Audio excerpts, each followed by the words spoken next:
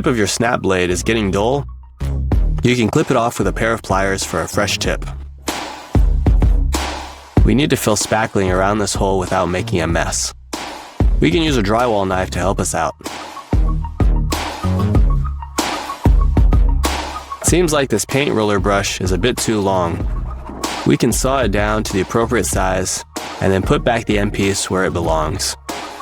This fits perfectly. This bolt keeps falling out of the socket. We can use a rubber band to hold it in place. Now just attach the socket.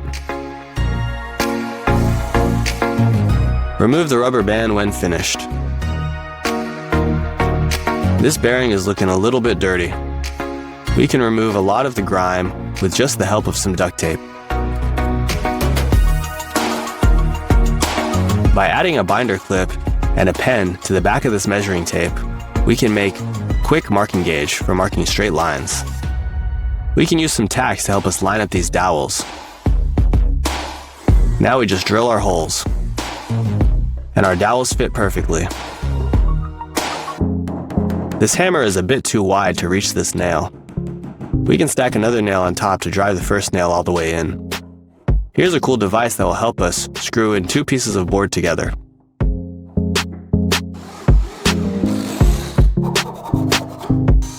Let's create a tool that will help us safely sand small pieces of wood without injuring our fingers. We'll place the wood on one side and a wedge on the other side. Now we can sand safely. We can glue these clothespins to the wall to act as a hanger for any instructions or diagrams.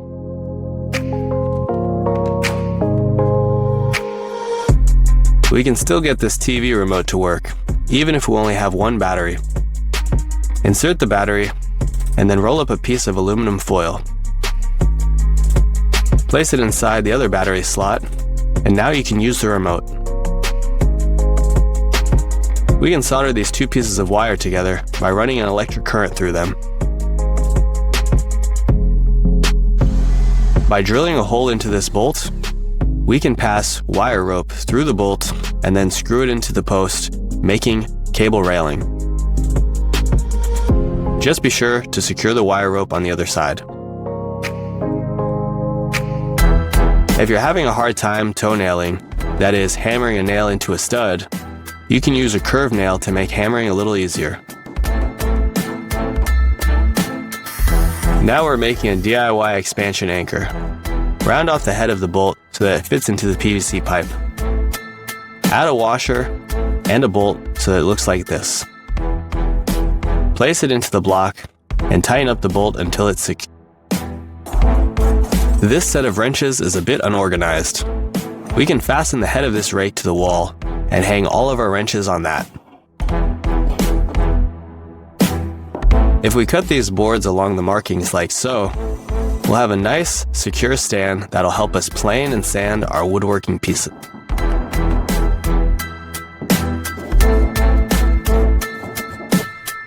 Here we have a dado joint that we are going to lock into place using these dowels. Drill holes, add some glue, insert the dowels, and then saw them flush. Then sand everything for a smooth finish. Next, we're cutting out a drill holder for our belt from this plastic bottle. These tabs will attach to our belt. This drill fits nicely. Let's make a tripod out of PVC. We'll drill some holes to create a slot that holds our phone. Then we'll cut out the legs of the tripod. Now we can watch all of our favorite videos. If we have an old fork, we can bend it like this and then use it as a wire twister. Let's use this brand new brush head with stiff bristles and attach it to the end of the rod and drill. Now we can scrub all the skin off these soaked potatoes in record time. It's much faster than peeling. By drilling a few holes in this board and adding a bit of varnish, we can make a stand for our pliers. To cut this floorboard at the correct angle, measure the length to the wall and then mark that length on the top edge and connect that point to the bottom corner. We can use this old soda can to create a DIY hot glue gun. We'll cut off the ends of the can and then wrap the can into the shape of a cone. Next, we'll tape a lighter near the tip and place a glue stick or some plastic inside. Ignite the lighter to melt some of the plastic inside the tip and press it out onto the surface that you need to glue. Our next project will be a table with collapsible legs made of PVC pipe. Onto the bottom of the table, we'll screw in some clips for the legs. Then we'll install these pipe fittings to the corners. This is how we'll attach the legs to the table.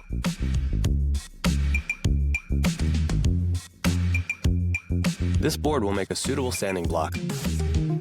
We'll cut the board in half, and then one half will be cut into 3 strips.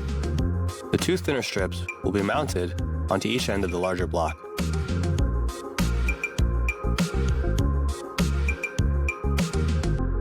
Now we'll wrap sanding paper around the block and hammer in our last piece onto the top of the sandpaper. Our sanding block holds our sandpaper nicely. We need to fasten this wire along this pipe. We'll use 2 zip ties, one around both the wire and the pipe, and one around the first zip tie. Then we'll cut off any excess plastic. We want to better organize these cords. We'll slice this foam tubing in half. Now we'll mount it to the shelf. Pass the cords through the tubing. Then, we can wrap zip ties around the end to better secure it. Sanding baseboards can be tricky.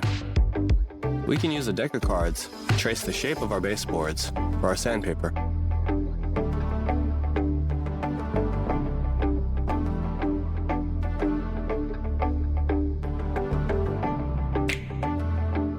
We can use a stapler to strip off the plastic from these wires.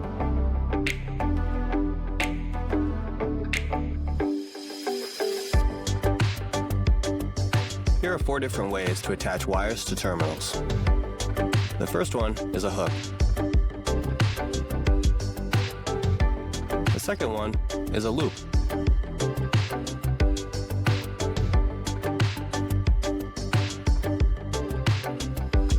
The third one uses a connector.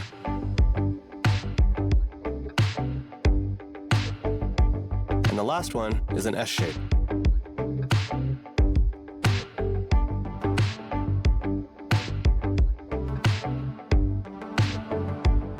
If we wrap some tape around the socket, we can pull the tape to unscrew this nut.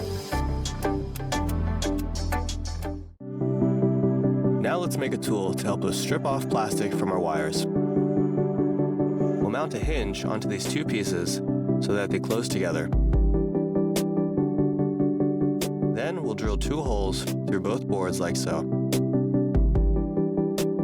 We can place a wire in between the 2 boards and pass the wires through to strip the plastic off them. We need to remove a large section of this board to create a mortise. First, we'll mark out the sections that we want to remove. And then we'll make multiple cuts into our cutout section. We'll use a chisel to remove the chips. We could use a chisel to smooth out the bottom edge, or we can use this hole saw drill bit.